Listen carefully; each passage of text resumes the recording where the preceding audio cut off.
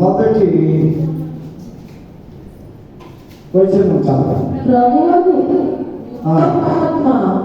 నా మీదకి వచ్చి ఉన్నది దీనులకు సువార్తను ప్రకటించుటకు యెహోవా నన్ను అభిషేకించెను.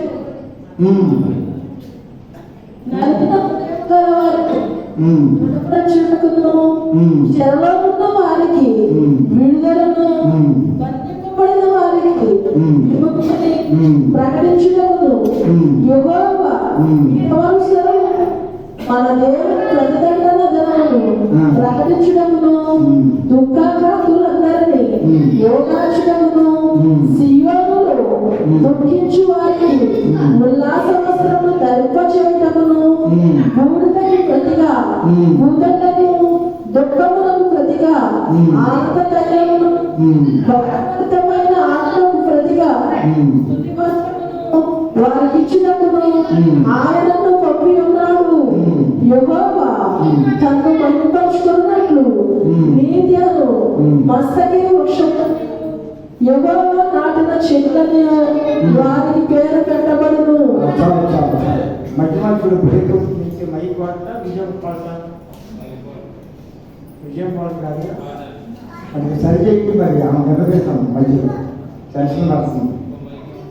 ఇంకొక మాట లోకాభక్తుడు రాసిన సువర్తమానము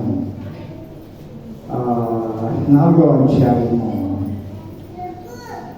ఇంకొక 16, 17, 18 వచనాలు. తరువాత ఆయన తాను పెరిగిన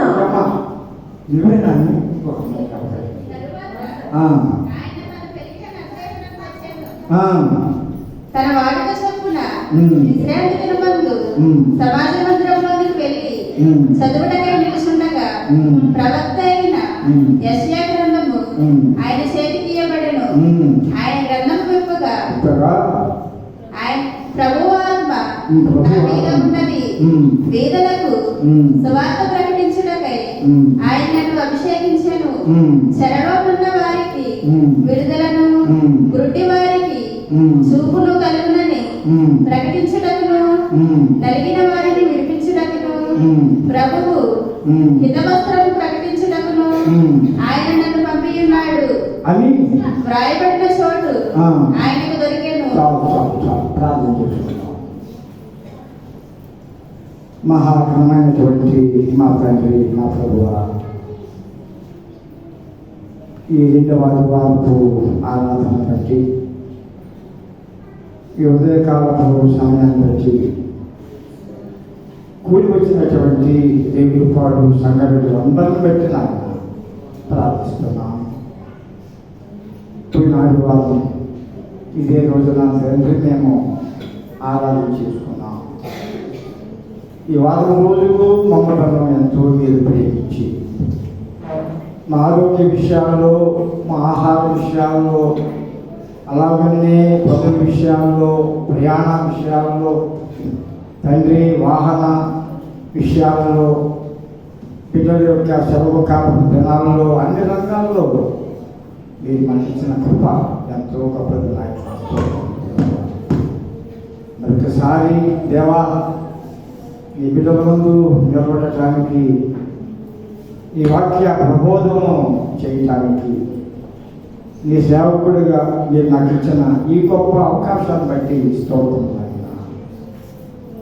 కూడి వచ్చినటువంటి చిన్న బిడ్డలు, యవన బిడ్డలు, వృద్ధులు, పెద్దలు, రోగులు అందరిని బట్టి ప్రార్థిస్తున్నప్పుడు సహాయం చేయండి దేవా. ఎండలు భయంకరంగా ఉన్నవి దేవా. అనేక ప్రాంతాల్లో విస్తారమైనటువంటి వర్షాలు కూడా కురుస్తూ ఉన్నవి. మిజోరాం, నేపాల్, అస్సాం, భూటాన్ అనేక ప్రాంతాల్లో, ఈశాన్య ప్రాంతాల్లో తుఫానులు, వరదలతో అనేక మంది మరణిస్తూ ఉన్నారు. ఇక్కడైతే మాకు ఎండలు బాగా విపరీతమైనవి నాయన. కరెంటు పోతే ఎంతో బాధపడుతున్నాము. ఫ్యాన్ చెరక్క, గాలి లేక పరలోకపోతాను. ఏది ఏమైనా దేవా, నీ చిత్తం లేకుండా మేము జీవించలేము. నీ చిత్తం లేకుండా మేము బ్రతకలేము. మాకు ఏది కావాలో, ఏది అవసరమో, ఏది ఇబ్బందికరంగా ఉంటుందో మీకు తెలుసు ఆయన సహాయం చేయండి దేవా. ఇంకా రావాల్సిన వారి పిల్లలు ఎవరున్నారో తండ్రి మీకు తెలుసును. వారు కూడా త్వరగా ఆతృతపడి పరిపూర్ణంగా వెళ్ళాలి, దైవ మందిరానికి ప్రార్థించుకోవాలి, అందరితో పాటు ఉండాలి అనేది ఇక్కడ ఆకాంక్ష. దయచేయమని ప్రార్థిస్తున్నాను. గత ఆదివారం వరకు బిడ్డలు అనేక ప్రార్థనలు చేశారు. వారి కొరకు, వారి యొక్క పనుల కొరకు, వారి పిల్లల కొరకు, వారి అవసరాల కొరకు ఏదైతే కుదురుగా కొత్తగా ఉన్నదో, ఏది కావలసి ఉందో హృదయంలో ఆశపెడుతున్నారు సమస్తం దేవాన్ని తెలుసు. మరి ఆదివారం ఇచ్చారు మేము సన్నిధిలో అడుగుతానికి, అడుక్కోవటానికి, మనం చేసుకోవటానికి ఇచ్చిన అవకాశాలు పిలిచిపోతాం. దయవంచండి, కరుణించండి ప్రభువా. డాక్టర్ల కంటే గొప్పవాడివి దేవా. సైతానును అనగదొరికిన వాడు నీవే ప్రభువా. లోకమును జయించిన వాడు నీవే ప్రభువా. మాకు అసాధ్యమైనటువంటి సాధ్యమని దేవునికి బలపరచండి. అనేక జిల్లాలలో, అనేక రాష్ట్రాలలో, అనేక ప్రాంతాల్లో, దేశాల్లో ఈరోజు జరుగుతున్నటువంటి ఆరాధనలు సేవకులను, మతాధిపతులను, మిషనరీలను, బోధకులను దీవించి ఆస్వాదించండి ఆయన. వారి ద్వారా అనేకమైనటువంటి వాక్యాలు ప్రబోధం చేయబట్టాలి. అనేక హృదయాలు ఇంకా ఎక్కడైతే కఠినముగా ఉన్నావో, ఆశానముగా ఉన్నావో అవి కరిగించి రాతి గుండెను మాంసపు గుండెగా చేసి ప్రతి ముఖాలు యేసు నామమున వంగునట్లుగా, ప్రతి పదవి, ప్రతి నాలుక, ప్రతి గుండె నేను స్తుతించి, కీర్తించి, కొనియాడినట్లుగా ప్రతి వ్యక్తిని తగ్గి ముట్టి బలపరచుకొని ప్రార్థిస్తున్నాం. సహాయం చేయండి ఆయన. దేవాన్ని ఆరాధనలో మాకు ఆనందం ఉంది, నీ ఆరాధనలో మాకు సమర్పణ ఉన్నది, నీ ఆరాధన ద్వారా మాకు మారు మనసు పొందడానికి అవకాశం ఉంది ఆయన. సహాయం చేయండి. దేవాన్ని వాక్యం ధ్యానిస్తుండగా నన్ను మరుగుపరచండి, ప్రత్యక్షపరచుకోండి. ఈ వాక్యం ద్వారా మాతో మాట్లాడి మమ్మల్ని బలపరచండి, దీవించండి. యేసు ప్రభు కదా వేడుకుంటున్నాం తండ్రి. హల్లెలూయా, హల్లెలూయా, హల్లెలూయా.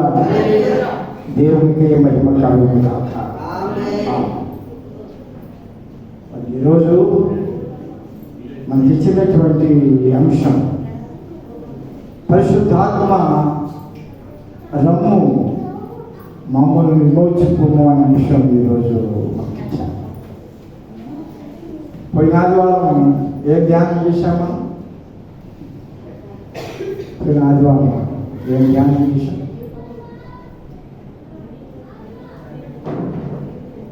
మేము గుర్తించుకోండి.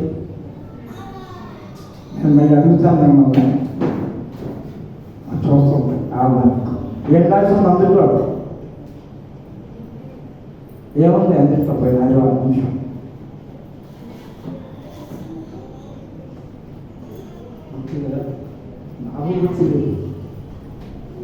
నాకు గుర్తు లేదు. నేను నాకు గుర్తుపోయింది అమ్మా. జ్ఞానం, విశ్రాం,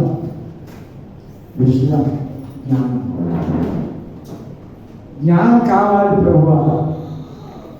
జ్ఞానం నాకు చాలట్లేదు ప్రభువా. నాకు కావాల్సిన జ్ఞానాన్ని సొలొమోను మహారాజు అడగకపోయినా దేవుడు ఇచ్చాడని మనం జ్ఞాపకం చేసుకుంటాం. అవునా కదా?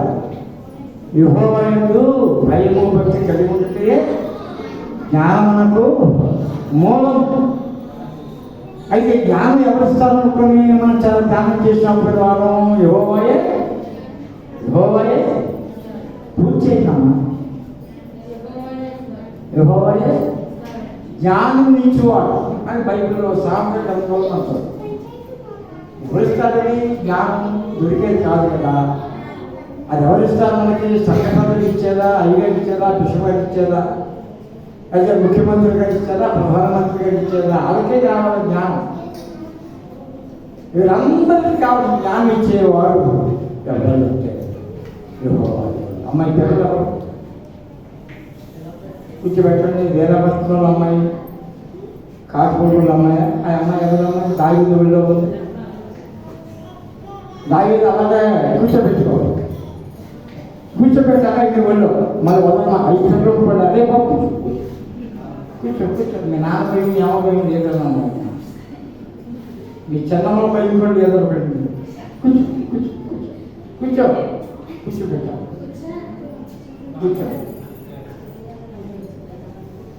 కూర్చోవాలి. మీరు ఇచ్చే కదలాలంటే నేను ఊరుకోను. జ్ఞానం ఇచ్చేవాడు దేవుడు. ఈరోజు మనకి ఇచ్చిన అంశం ఏంటంటే పరిశుద్ధాత్మ దేవుడు. పరిశుద్ధాత్మ రమ్ము మమ్మలను విమోచించుకుంటాం.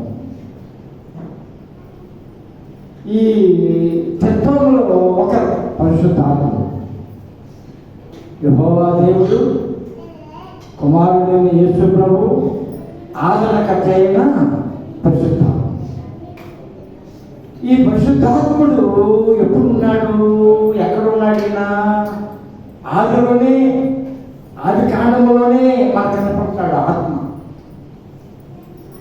దేవుడు సృష్టి కలిగేక ముందే ఆత్మ ఉన్నాడు. జలమల మీద ఆత్మ అల్లాడుతుంది అనే మాట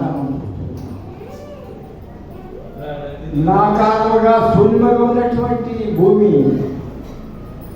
నీటితో నిలబడేటువంటి భూమి అంతా నీరే, అంతా నీరే. దాని మీద దేవుని ఆత్మ ఎలా ఉంటామా అల్లాడుతుందేమో. అల్లాడుతుంది. ఎందుకు?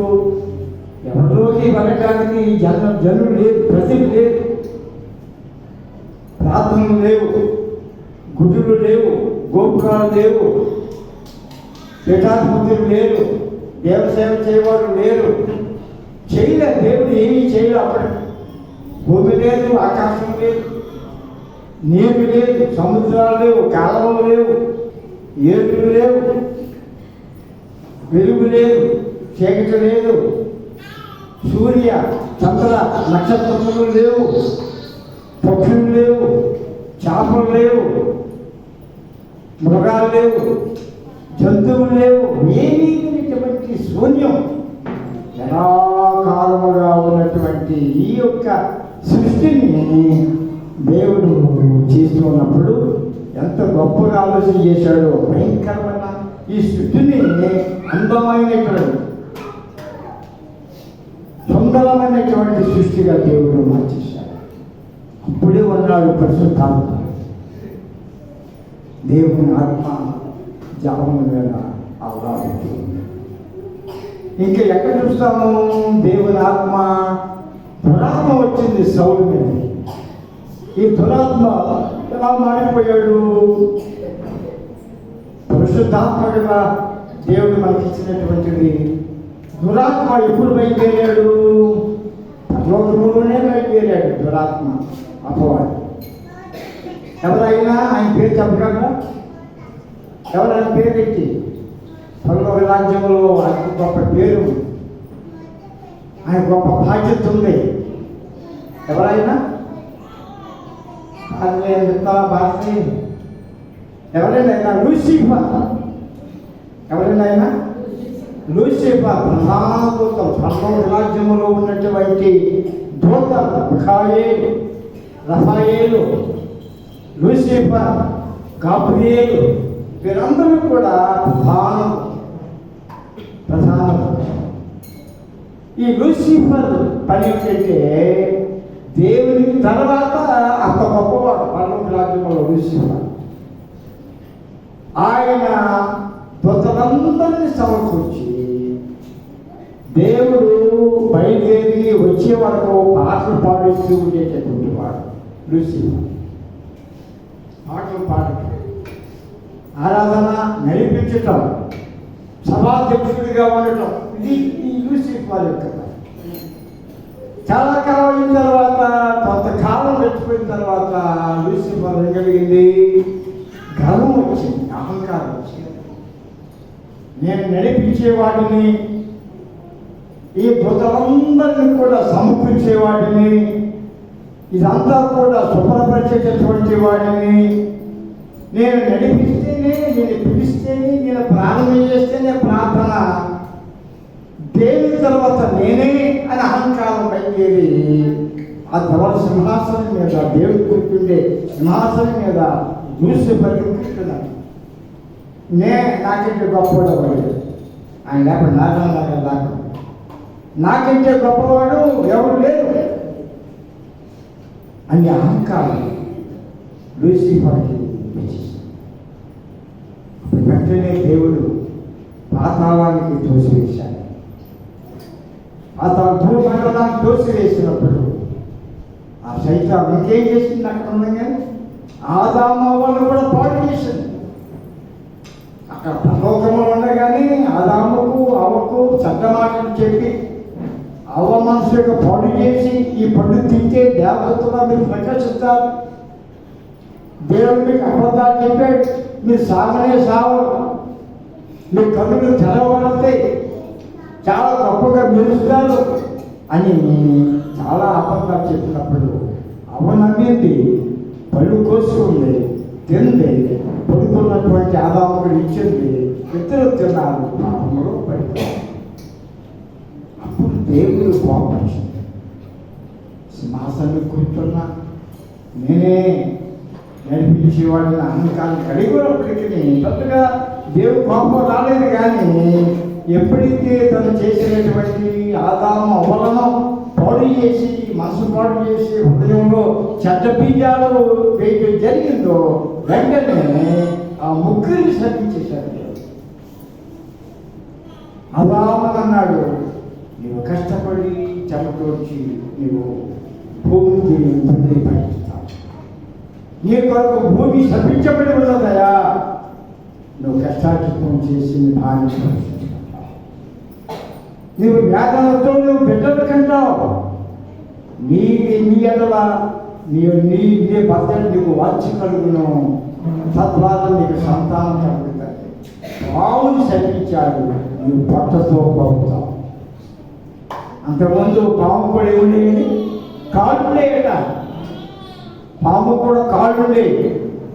ఎప్పుడైతే ఈ పాపం చేయడానికి ప్రేరేపించిందో సైతాను, ఈ లూసిఫర్ ప్రధాన దూత సైతానుగా మారిపోయింది.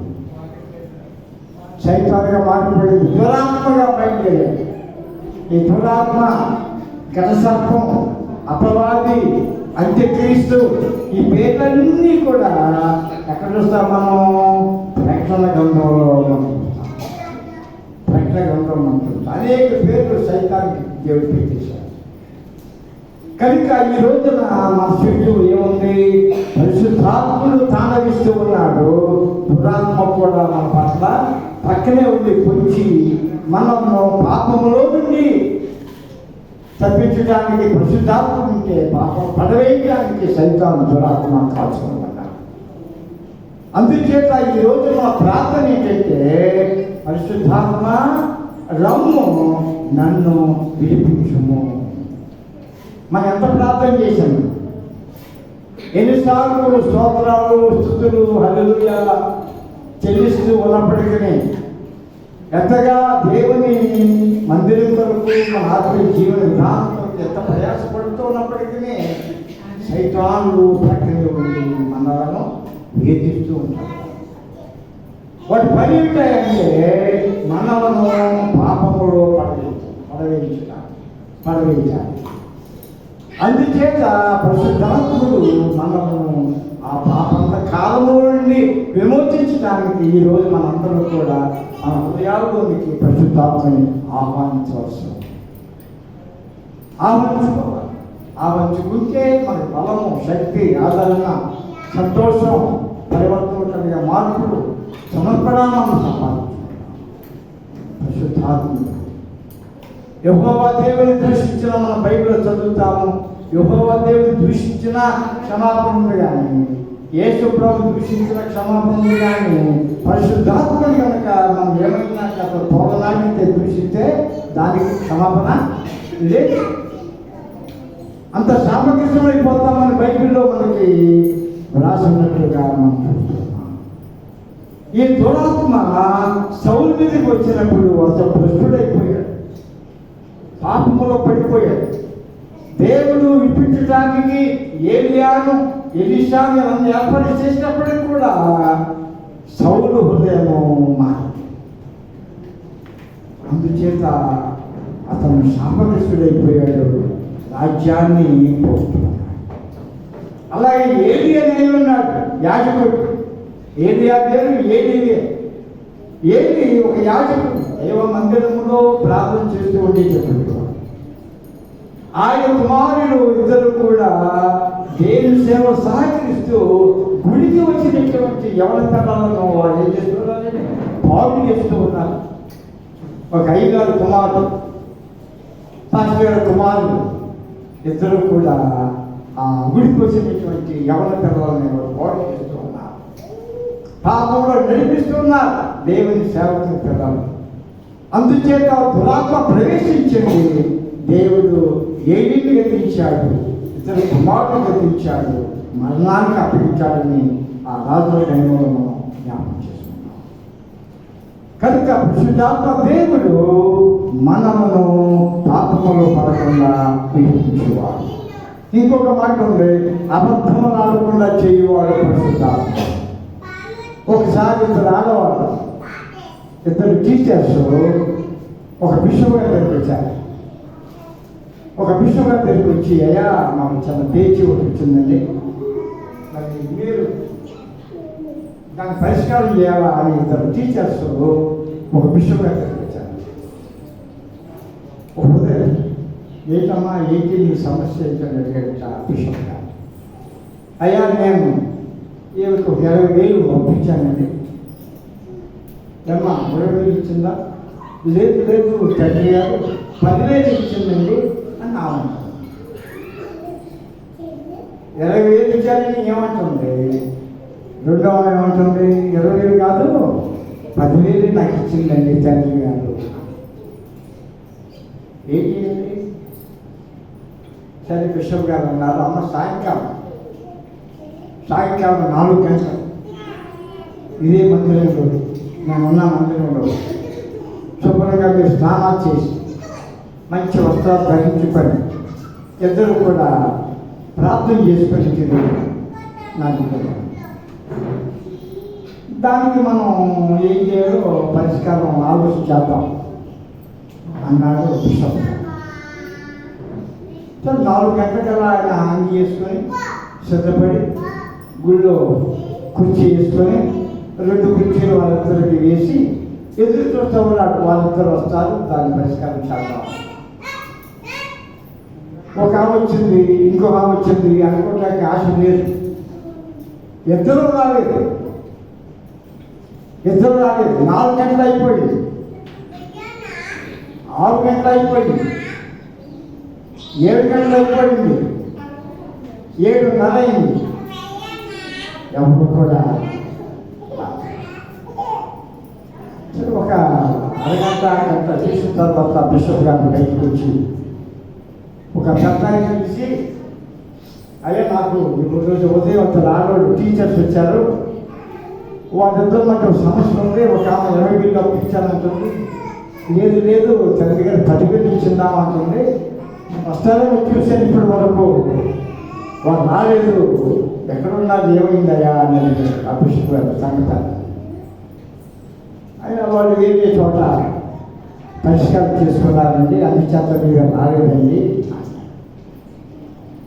అబద్ధములు ఆడటానికి దేవుని మందిరం వారిని గద్దించింది. పరిశుద్ధాత్మ దేవుడు వారిని గద్దించాడు కనుక వారు గుళ్ళోకి వచ్చి అబద్ధం ఆడటానికి సహకరించారు.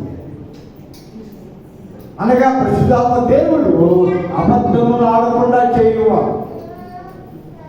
యథార్థముగా జీవించడానికి ఆయన ఆత్మ కుమ్మరపు చేయువాడు. నిజాయితీగా ఉండటానికి మనలను ఉపక్రమించేవాడు పరిశుద్ధాత్మ దేవుడు. ఇంకా ఏముంది ఇక్కడ? లోకాసువార్త 4:16 చూడండి. ఆయన యేసు ప్రభు తాను పెరిగిన నజరేతుకు వచ్చాడు. ఒక విశ్రాంతి దినమందు సమాజ మందిరానికి వెళ్ళి ఆయన ఒక గ్రంథం చదువుతుండగా నిల్చుండగా చదవటానికి ఆయన చేతికి ఏమివ్వబడిందంటే యెషయా లోపడింది. ఆ గ్రంథం విప్పుగా అందులో ఏమాట ఉంది, అది చదువుతూ ఉండగానే ఆయన మీద ఆత్మ వచ్చినట్టు. యేసు ప్రభు మీదకి ఆత్మ వచ్చింది. అంతకు ముందు ఆయన ఎక్కడ ఉన్నాడు? 40 దినాలు ఉపవాసం ఉన్నాడు. ఆయన 40 దినాలు ఉపవాసం ఉండి 40 దినాలు అయిన తర్వాత సైతాను చేత శోధించబడి ఏం శోధించాడు సైతాను? ఇదిగో లోపల మీకు ఆకలి అవుతుందా ప్రభు, నీకు అన్నం లేదు, నీళ్ళు ఏమి లేవు, ఈ రాళ్ళు పెట్టుకొని చేసుకోమని. ఇదిగో దేవుడి మందిరం శిఖరం మీద తీసుకెళ్తున్నాను, అక్కడ దూకు, నువ్వు దూకితే ఇవన్నీ నీకు ఇచ్చేస్తాను, నాకు ఒకసారి ముక్కు, నీకు సకల సౌకర్యం కలుగు చేస్తాను అని చాలా శోధించాడు సైతాను. కాబట్టి దేవుడు యేసు సమాజం చెప్పిన తర్వాత ఒక సమాజ మందిరంలోకి వచ్చాడు. సమాజ మందిరం అంటే అదొక ప్రార్థన మందిరం. దేవాలయం వేరు, సమాజ మందిరం వేరు. ఆ రోజుల్లో ఆ సమాజ మందిరంలోనికి వెళ్ళి ఆయన యెషయా గ్రంథం చదువుతూ ఉండగా దేవుని ఆత్మ ఆయన ఎదురు వచ్చాడు. అని బోధించడం మొదలుపెట్టాడు. దేవుని ఆత్మ, పరిశుద్ధాత్మ అబద్ధములాడకుండా చేయడం మాత్రమే కాదు, ఇక లిస్ట్ అవుతుంది. ఏం చేస్తాడండి? వేదలకు సువార్త ప్రకటించుటకు. పరిశుద్ధాత్మ దేవుని యొక్క పని ఏమిటంటే వేదలకు సువార్త ప్రకటించుట. ఎక్కడైతే సువార్త ప్రకటించబడకుండా ఉన్నదో, ఎక్కడైతే సువార్తకు ప్రజలు దూరమైపోయి ఉన్నారో, ఎవరైతే సువార్త ప్రకారం జీవించడానికి సిద్ధపడుతూ ఉన్నారో వారికి ఏం చేయాలట? రక్షించటానికి దేవుడిని అభిషేకించాను. క్రీస్తు చెప్పే మాట, ఆయన మీద ఆత్మ ఉన్న, ఆయన సొంతంగా మాట్లాడే మాటలు. యెషయా కూడా తన సొంత మాటలు మాట్లాడుతున్నది, ఆయన ఆత్మ ముందు మాట్లాడుతున్నాడు. 60వ అధ్యాయం చదువుతాడు. యేసు ప్రభువు కూడా ఆత్మను పొంది ఆత్మతో నింపబడి చెప్తూ ఉన్నాడు, పేదలకు సువార్త ప్రకటించడం. పేదలంటే ఎవరు? పేదలంటే ఎవరు చెప్పగలరా? పేదలంటే దరిద్రులు. పేదలంటే దరిద్రులు, దుర్బలులు, సహాయం చేసే స్థితి అందనటువంటి వారు, సహాయం పొందడానికి ఆస్కారం ఉన్నటువంటి వాళ్ళు ఉంటారు. అందుకే మత్తయి సువార్త 5వ అధ్యాయం అంటాడు, ఆత్మ విషయమై చదవట్లేదు, ఆత్మ విషయమై దీనులైన వారు ధన్యులు. పేదలంటే దీనత్వం కలిగిన వారు, దీన మనసు కలిగిన వారు, దరిద్రులు, దుర్బలులు. ఇంకొక మాట చెప్పాలంటే నిస్సహాయులు. ఏమీ లేనటువంటి దౌర్బల్యమైనటువంటి స్థితుల్లో వారికి నేను వార్త ప్రకటించడానికి నేర్పించాను. తర్వాత ఏమంటాడు? చెరలో ఉన్న వారికి విడుదల. చెర అమ్ముడు జైలుని, ఆ జైలు మాత్రమే కాదు, ఆ చెరసాలు మాత్రమే కాదు, అందులో వేయబడే వారు ఉంటారు కొంతమంది చెరసాలు. కానీ మనకు కూడా చెర ఉంది, మనకు కూడా చెర ఉన్నాయి. మనమే చెర చేసుకుంటూ ఉంటాం కొన్నిసార్లు. ఏంటి నాకు చెర వచ్చిపోయింది అనేవాడు ఉన్నారు కొంచెం మగోడు వాళ్ళు. ఏంటి నాకు సరే, నాకు సరే అంటే దానికి ఏం కావాలి? విమోచన, రక్షణ కావాలి. మీకు స్థితి లేని పరిస్థితి కావాలి. సరే అంటే చెప్తామంటే అక్కడ ఏముంటుంది? ఏమిటి దగ్గర లోపం ఉంటాయి. మనకు కావాల్సిన ఆహారం పెట్టరు. ఇంటికాడ మనం కోరుకున్న గిన్నెలు తింటాం, మనం కోరుకున్న మంచమే పడుకుంటాం, మనకు కావాల్సిన దుప్పట్లు ఉంటాయి, మనకు కావాల్సిన దిండ్లు ఉంటాయి, మనకు కావాల్సిన ఫ్యాన్ ఉంటుంది, లేక మనకు కావాల్సిన ఏసీ ఉంటుంది, మన చుట్టూ కూడా చెట్లు ఉంటాయి. ప్రశాంతంగా దోమలు రాకుండా దాని మీద మనం మిషనరీ పెడతా ఉంటాము, అవి చనిపోవటానికి అవి సౌకర్యవంతంగా ఉంచుకుంటాము. కానీ అంతకంటే మించినటువంటి ఘోరమైన పరిస్థితి ఏంటంటే మనసు యొక్క ప్రశాంతత చెడగొట్టేటటువంటి కొన్ని సమస్యలు మనకు వస్తాయి. మన హృదయాన్ని మన మనసు గాయపరిచేటటువంటి కొన్ని సమస్యలు వచ్చినప్పుడు ఏంటి నాకు ఈసారి నాకు ఇష్టపడింది ఏంటి అని చాలా మంది సహాయంగా అలాగే చలలో ఉన్న వారికి నేను ఏం చేయటం వచ్చానంటాడు, విమోచన, విడుదల, రక్షణ, మనశ్శాంతి ఇవ్వడానికి దేవుడు పట్టుత మాటలు ఆయన. ఇంకొక మాట అంటాడు, వారికి చూపును, స్వస్థత. కళ్ళుని మనకి కానీ చూడలేదు, కళ్ళుని మనకి బైబిల్ గ్రహించాలి, చదవడానికి మనకి బద్ధకం. ప్రతి ఇంట్లో బైబిల్ అంటే ప్రతి ఇంట్లో బైబిల్, ప్రతి ఇంట్లో పెట్టులో బైబిల్, ప్రతి దేవుడు, ప్రతి టేబుల్ మీద బైబిల్, కీర్త పుస్తకం చదవు. ఎందుకు చదవరు? బద్ధకం, నిర్లక్ష్యం అన్నీ చూస్తారు. చదువు చూస్తారు, బాగా తర్వాత చూసేవాడు ఉన్నారు, టీవీలు చూస్తారు, బైబిల్ చూడటం. ఎప్పుడైనా బైబిల్ చూసేదంటే ఆ టేబుల్ మీద పడి ఉన్న బైబిల్ని తీసి ఈ వారం రోజు ఇల్లంతా విశుద్ధమంతా తానే పడతాము. ఈ వారం రోజులు కొంతమంది ఆడవాళ్ళు అందరూ పట్టించుకుంటారు. ఆ దుమ్ము ధూళి ఎప్పుడు తిరుగుతారు, గంగోత్రి ఎప్పుడు తిరుగుతారు, మీ పేరు బాగా గుర్తున్నాను, ఎప్పుడు తిరుగుతారు. కొంతమంది ఆదివారం ప్రార్థనకు వచ్చేటప్పుడు తిరుగుతారు. గుడితనము దేవుడు చక్కగా కల్పించాడు చూడటానికి. ఆ కళ్ళను బైబిల్ చదవటానికి ఉపయోగించుకోము, కానీ అనవసరమైనది చూడటానికి, అవి చూసి ఆనందం పడటానికి, లోపల అన్నం దాన్ని పంపబడింది, మంచిగా కూడా దాన్ని పంపుతుంది, అదే పంపం. అటువంటి ఆత్మీయ కుచితలు కలిగినటువంటి వారికి ఏం చెప్పాలండి ఆయన? చూపు కలిగి ఉన్నాను, ఆత్మీయ నేత్రాలు కలిగి ఉన్నానని ప్రకటించడానికి, స్వస్థత కలిగించడానికి ఆయన. తర్వాత నలిగిన వారిని వినిపించుటకు, నలిగిన వారిని ఎవరైనవాడు? నలిగిన వారంటే గాయపరచబడిన, దెబ్బతిన్నోడు కొంతమంది ఉంటారు, నలిగిపోయినా. కొంతమంది ఏదేదో మాట్లాడుతూ ఉంటారు. ఆ మాటలకి కొంతమంది హృదయాలు గాయపరుస్తూ ఉంటాయి, గాయపడతా ఉంటాయి. వారి యొక్క మనస్సు దెబ్బతిన్నటువంటి ఆ పక్షులాగా గిలగల తల్లుకోవటం మనం చూస్తూ ఉంటాం. అటువంటి వారు, నలిగినటువంటి వారు ఎవరున్నారో వారిని విడిపించటానికి నేను వచ్చాను. ఇంకొక మాట అంటాడు ఆయన, ప్రభు ఈ సంవత్సరము మేలు కొరపటానికి. ఈ సంవత్సరం అంటే ఏంటి? బోధ, చెప్పే ప్రసంగం. నేను వచ్చేవాడు అయ్యగలుగుతాను, ఇంకోటి అయ్యగలుగుతాను, చక్కగలుగుతాను. ఎందుకు ఈ సంవత్సరం ఇద్దాం? మన హితం కోరి అనగా మనం హితం అంటే అర్థం ఏంటండి? హితం అంటే అర్థం ఏంటి? మనం మేలును కోరి చెప్పడానికి హితవత్సరం, అది మనం గ్రహించాలి. హితవత్సరం అంటే మనము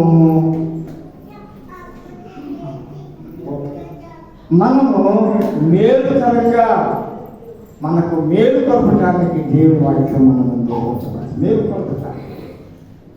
కొంతమంది ఏం చేస్తూ ఉన్నారు? గుడిలో వచ్చి మేలు కొరకు లేకుండా నిద్రపోతూ ఉన్నారు. కొంతమంది కోడి నిద్ర అది అలాగే చూడబట్టు కమ్ము కోడి కోడి చూసే నిద్రపోతే కోడి నిద్ర. దాన్ని ఏమన్నారు కొంతమంది? దొంగ నిద్ర. అటువంటివి కాదండి. గుడిలో వచ్చింటారు. హితవత్సరము ప్రకటించబడుతూ ఉండగా దాన్ని గ్రహించడానికి దేవుడు శుద్ధాత్మ అభిషేకించబడి ఆ ఆత్మను పొందినటువంటి మనం, ఆత్మశక్తిని పొందినటువంటి మనము ఏం చేయాలండి? సువార్త వినాలి, రెండవది సెలవుని విడిపించబడాలి. మూడవది ఆత్మీయంగా దృష్టం మన కళ్ళు తెరవబడాలి. నాలుగవది నలిగిన హృదయాలు, గాయపడిన హృదయాలు విమోచన పొందాలి. ఈ సంవత్సరం ప్రకటించబడుతూ ఉండగా మనం దాన్ని కైకొనాలి. ఈ 5 మాటలు ఈరోజు లోకభక్తుడు ప్రభు యొక్క మాటలు రాశాడు 4వ అధ్యాయంలో మనం జ్ఞాపకం చేసుకోవాలి. ఇవి ఉచిత మాటలుగా కాదు, ఇవి మన అనుకున్న జీవితంలో బ్రతుకాలం అంతా కూడా మనం వీటిని జ్ఞాపకం చేసుకుంటే మన యొక్క తప్పులు, మన యొక్క పొరపాట్లు, మన సమస్యలన్నింటిలో నుండి పరిశుద్ధాత్మ దేవుడు విడిపించడానికి ఆయన సిద్ధంగా ఉంటాడు. కానీ కొన్ని సంఘాలు ఎలా అవుతున్నాయి? ఆత్మలేని సంఘాలుగా నిర్జీవంగా ఉన్నటువంటివిగా మనం చూస్తున్నాం. ఏ సేపు చూద్దాం, ముగించేస్తున్నాం. ఏ సేపు చూద్దాం, 37వ అధ్యాయం సార్. యెహెజ్కేలు గ్రంథము 37వ అధ్యాయం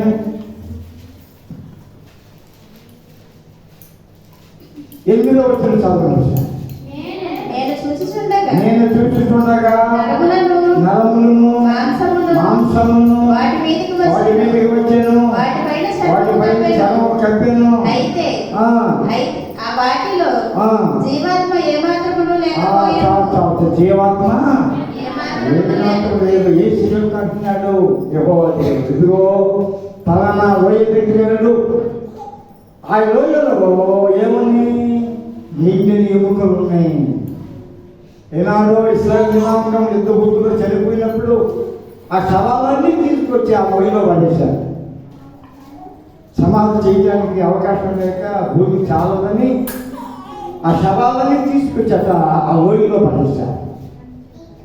ఆ లోయలో పడేసినప్పుడు ఎండకి ఎండిపోయి, వాళ్ళకి తడిసిపోయి, చలికి బెదిరిసిపోయి, ఆ చర్మం అంతా కూడా మట్టిలో కలిసిపోయి ఏం మిగిలినాయి అక్కడ? ఏం మిగిలినాయి? ఎముకలు మిగిలినాయి లోయలో. అప్పుడు యెహోవా ఆత్మ యెహెజ్కేలు మీదకి వచ్చి మాట్లాడుతున్నాడు. ఫలానా లోయ దగ్గరికి వెళ్ళు అని మాట్లాడుతున్నప్పుడు యెహెజ్కేలు మాట్లాడినప్పుడు అది ఏమైందండి? నేను చూస్తుండగా నరములను మాంసమును వాటి మీదికి వచ్చెను, వాటిపైన చర్మము కప్పెను. అయితే వాటిలో జీవాత్మ ఎంత మాత్రమును లేకపోయెను. మాత్రము లేదు. నరాలన్నీ, ఎముకలన్నీ ఎక్కడెక్కడో చల్లాచెదరైపోయింది అక్కడ ఈ లోయలో. యెహెజ్కేలు మాట్లాడినప్పుడు ఎక్కడున్న పుల్లే, దాని ఎముకలు, ప్రకటెముకలు, కాళ్ళెముకలు, చేతులు ఎక్కడెక్కడ ఉన్నావు అవన్నీ కూడా ఎత్తుకుంటూ వచ్చి అవన్నీ కూడా అతుకుబడి ఉన్నవి. అందరి చర్మం కూడా వచ్చేసింది. మామూలు మనిషిగా అయిపోయారు వాళ్ళంతా కూడా. కానీ వారిలో ఏం లేదమ్మా, ఏం లేదు, జీవాత్మ, ఆత్మ లేదు వాడు. అప్పుడు అంటున్నాడు మళ్ళీ 16 వచ్చి చదవండి. ఆయన నాకు ఆజ్ఞాపించినట్లు 16 వచ్చాను. 16 వచ్చిన 37 అధ్యాయం నేను అక్కడికి వెళ్ళిపోయాను. నరకుడు వెళ్ళిపోయాను. 37వ అధ్యాయం యెహెజ్కేలు 16 వచ్చిన ఆయన నాకు ఆజ్ఞాపించినట్లు. మీరు ఎక్కడ చెబుతారమ్మా? 18, 19, 10 వచ్చి చదవాలి. నాకు ఆజ్ఞాపించినట్లు నేను ప్రవచింపగా జీవాత్మ వారిలోనికి వచ్చెను. వారు సజీవులై లేచి లెక్కింప సత్యము కాని మహాసైన్యమై నిలిచిరి. మహాసైన్యం ఆత్మ యొక్క బలం ఎంత గొప్పగా ఉంటుంది. లెక్కలేనంత సైన్యం అయిపోయింది ఆ లోయలో. అప్పటి వరకు ఉన్నటువంటి ఎముకలన్నీ, ఆ నరాలన్నీ కూడా ఎండిపోయి ఉన్నవి. దుర్వాసన. మనిషి యొక్క శవం 2 రోజులు 3 రోజులు దాటిందంటే పరమ దుర్వాసన పట్టుకోలేము. ఆ రీతిగా లోయంతా కూడా దుర్వాసన నిండిపోయి ఉన్నది. యెహెజ్కేలు మాట్లాడిన తర్వాత, దేవుడు ఆజ్ఞాపించిన తర్వాత నిర్జీవునటువంటి ఆ యొక్క అస్థిపంజరాల్లోకి ఆత్మ బయలుదేరి అవన్నీ కూడా ఏమైపోయిందండి?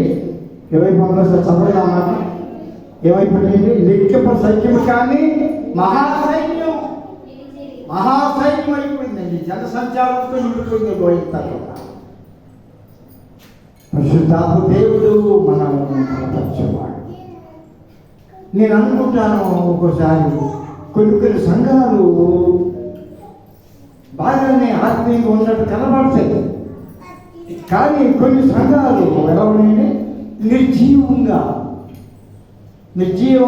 పాటలు కొన్ని సంఘాల్లో, వాక్యం చదవలు కొన్ని సంఘాల్లో, వాక్యం వినరు కొన్ని సంఘాల్లో, గురువుని ప్రేమించరు కొన్ని సంఘాల్లో, గురువులకు ఆతిథ్యం ఇవ్వరు కొన్ని సంఘాల్లో, గురువు చెప్పు మాట వినడానికి లెక్కలేని నిర్లక్ష్యం ఉండే సంఘాలు కొన్ని చూశాను నేను నా శరీరం. పేరు మాత్రం వాడు ఏమంటారు, నేను ప్రమాదం క్రైస్తవుడండి, మా తాత క్రైస్తవుడండి, మా నాన్న క్రైస్తవుడండి, నేను క్రైస్తవుడు ఉండి మీ గుళ్ళో పేరు చేసుకున్నామండి. తాత క్రైస్తవుడు అవ్వచ్చు, తండ్రి క్రైస్తవుడు అవ్వచ్చు, గుళ్ళో పేరు చేసుకోవచ్చు, ఏం చేస్తున్నా కూడా ఆత్మీయంగా మనం జీవించాలి. ఆత్మీయంగా జీవించాలి. కారణం ఏంటంటే నువ్వు పేదవాడిగా ఉన్నప్పుడు, ఆత్మీయ బుద్ధివాడిగా ఉన్నప్పుడు, నలిగిన హృదయం కలిగి ఉన్నప్పుడు, చెరలో పడి ఉన్నప్పుడు నీకు ఆయన విశ్వాసం బోధించి నేను అందగాడిగా మంచి సంఘంగా తీర్చిదిద్దిన దేవుడు. ఆత్మను మనం కలిగి ఉండాలని దేవుడు ఈరోజు మనం హెచ్చరిస్తున్నాడు. కనుక పరిశుద్ధాత్మ దేవుని యొక్క ఆత్మ మనలో ఉన్నంగా మనల్ని ఎవరు కూడా ఏమీ చేయలేరు. ఎవరు ఏం చేయడానికి కూడా ఆస్కారము ఎవరు? దేవుడు. సమస్తాన్ని జరిగించేవాడు పరిశుద్ధాత్మ దేవుడు. ఈ ఎముకలను సజీవుడిగా మార్చినవాడు పరిశుద్ధాత్మ దేవుడు. నిరాకారముగా శూన్యంగా ఆత్మీయంగా లేనటువంటి సంఘాన్ని పరిశుద్ధాత్మ దేవుడు దర్శించి ఆత్మ ఉన్నటువంటి సేవకులు పంపించి దీనిని జీవాత్మలుగా నడిపించిన దేవుడు. రాబోయే తరాలకు ఈ సంగతులు మనం చెప్పాలి, వారి మనం బోధించాలి. బోధించగలిగినప్పుడు తరాలు మారినా యుగాలు మారినా మీ కష్టాన్ని, మీ నేర్పు ఓర్పుని ఆత్మగా పెంచేటటువంటి ఘనమైన కార్యక్రమాలని ఆ తర్వాత వచ్చే జనరేషన్ తరాల వారికి వారు చెప్పుకోవడానికి అవకాశం. కనుక పరిశుద్ధాత్మ దేవుడు మనం జీవితం చేయవాలి, ఆత్మ విడుదలను తీసివేయవాలి, మన సమస్యలను పరిష్కరించేవాడు, తెరపట్టబడినటువంటి మన జీవితంలో విమోచన విడుదల కలుగు చేసి తన హెచ్చరికలతో మనలను బలపరిచేవాడు ఆత్మ ప్రేరేపించినటువంటి సేవకుడు.